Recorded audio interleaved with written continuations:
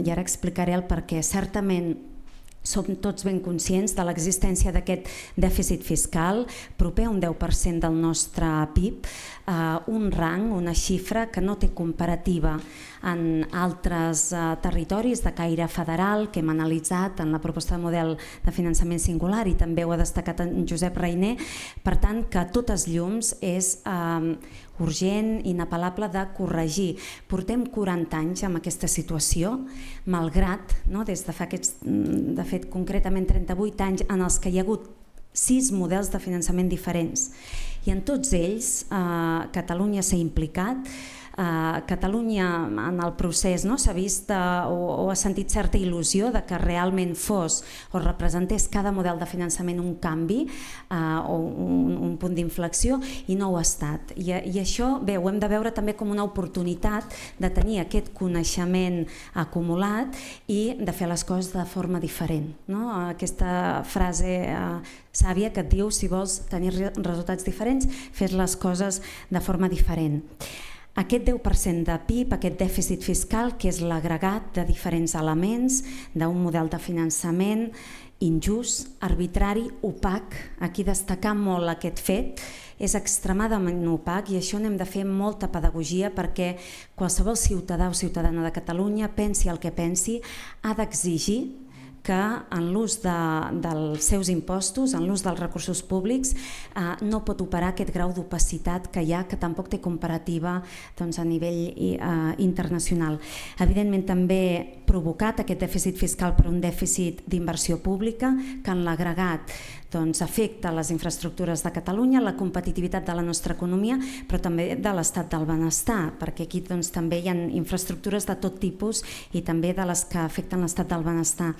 Es mencionaven altres elements derivats de la hipercapitalitat de Madrid, i volia afegir una altra qüestió que no la vius tan de prop fins que et toca viure en primera persona aquestes qüestions, que és aquesta, de nou, injustícia i arbitrarietat del model. És a dir, Catalunya és un territori, una nació amb 8 milions de persones, que creix 5 vegades més que la mitjana de creixement de la zona euro, amb un pressupost públic, segons el perímetre, però entorn als 50.000 milions d'euros, i honestament ara mateix, al mes de juliol, amb dificultats per fer front a les necessitats de tresoreria. I això és perquè funcionem en base a unes bestretes, a un pagament mensual. L'Estat ens tracta com a menors d'edat, amb un ingrés mensual que fa anar com vol i que s'acompanya d'una liquidació al mes de juliol de cada any, una liquidació endarrerida de 2 anys i mig anteriors, de les diferències que l'Estat havia estimat 2 anys i mig enrere i la diferència en la realitat. Bé, enguany, any 2024, no hi ha pressupostos generals de l'Estat i, per tant, l'Estat informa que no t'actualitzarà aquests pagaments mensuals, sinó que t'ingressarà exactament el mateix que ingressava l'any 2023.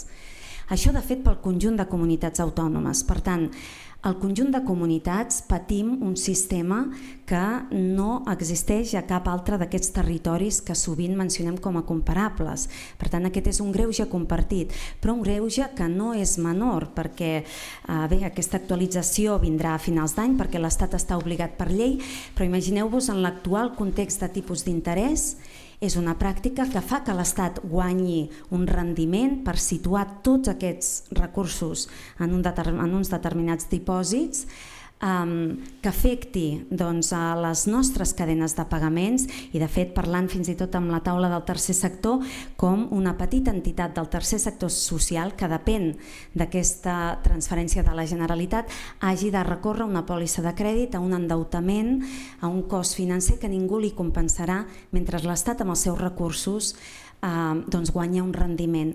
És profundament anètic i per tant és també un element que hem d'explicar i que hem d'entendre aquest funcionament.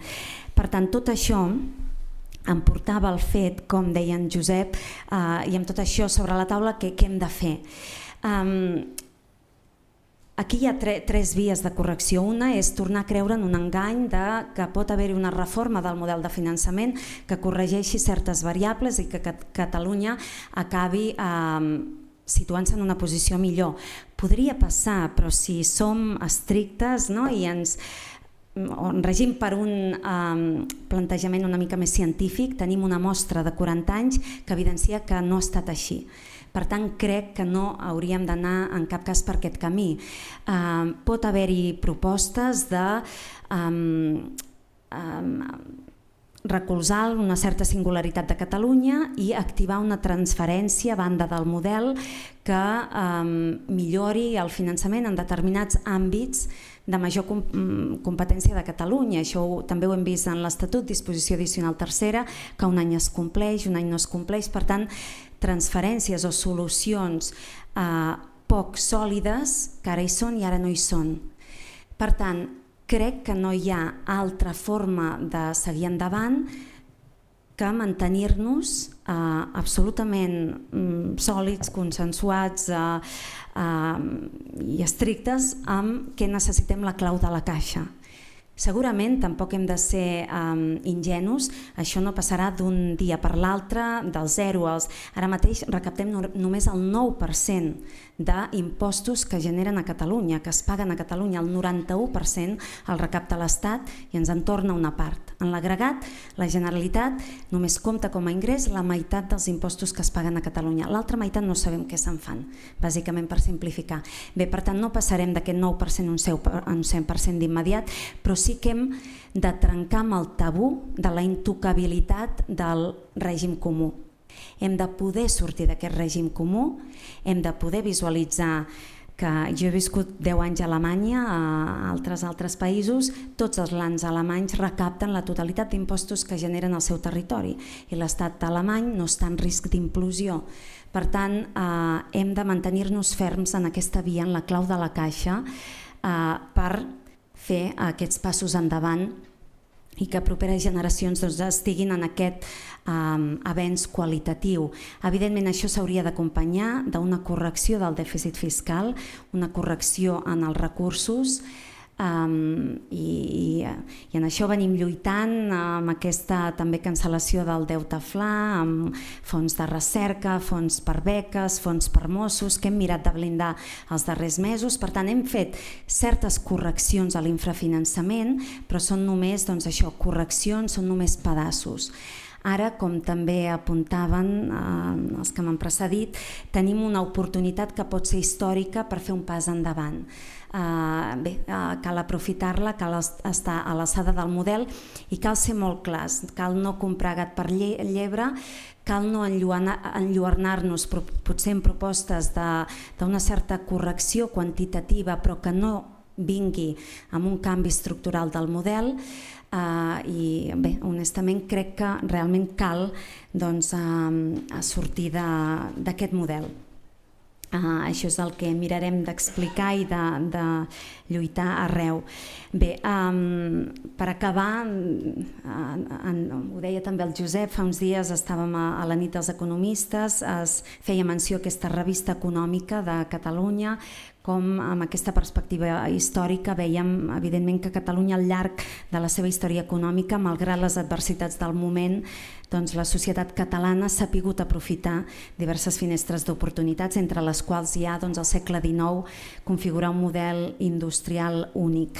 I avui, malgrat aquest cansament, esgotament de tot això que estem parlant que dura tant temps, sí que crec que hem d'identificar aquest moment cruïlla, hem de consensuar aquestes posicions i aprofitar aquesta finestra d'oportunitat.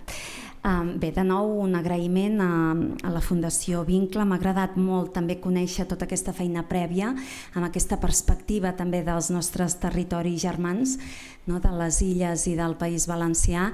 Em descarregaré tots aquests treballs previs i aquesta euroregió o macroregió mediterrània i bé, animar-vos a seguir endavant, a disposar pel que puguem ajudar i seguim endavant, que tenim uns mesos distrets i plens de feina. Moltes gràcies.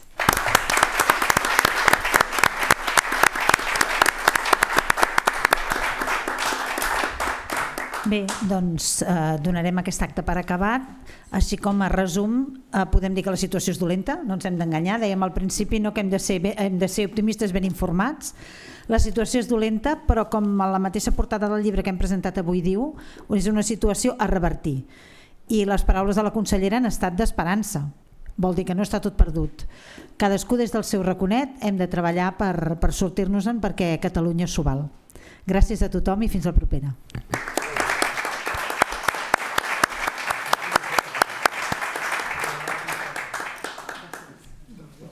Gràcies a tothom.